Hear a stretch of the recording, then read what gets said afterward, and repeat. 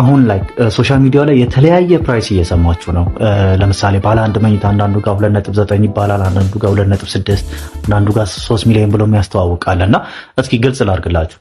ባለ አንድ መኝታ 43 ካሬ ነው፣ የካሬው ስፋት ማለት ነው። የሚገኘው ቦሌ ቡልቡላ አዲሱ መንገድ ላይ ነው ሎኬሽኑ።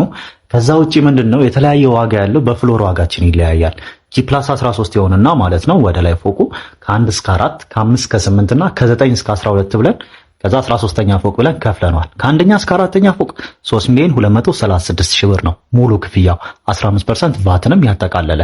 ከፍ ስንል ከ5 እስከ 8 ሲሆን ደግሞ 3 ሚሊዮን 53 ሺህ ብር ይሆናል። እንደምታዩት እየቀነሰ ይመጣል ማለት ነው። ከ9ኛ ፎቅ በላይ ሲሆን ደግሞ 2 ሚሊዮን 977 ሺህ ብር ይሆናል። 13ኛ ፎቅ ላይ 2 ሚሊዮን 947 ሺህ ብር ይሆናል ለማለት ነው። እነዚህ የተለያዩት ዋጋቸው ምንድነው? በፍሎር ዋጋቸው ስለሚለያይ ነው። ከዛ ውጪ ዲስካውንቶች አሉ፣ ቅናሾች አሉ። 10% ዲስካውንት የምታገኙ 30% ቅድመ ክፍያ ከፈላችሁ ነው።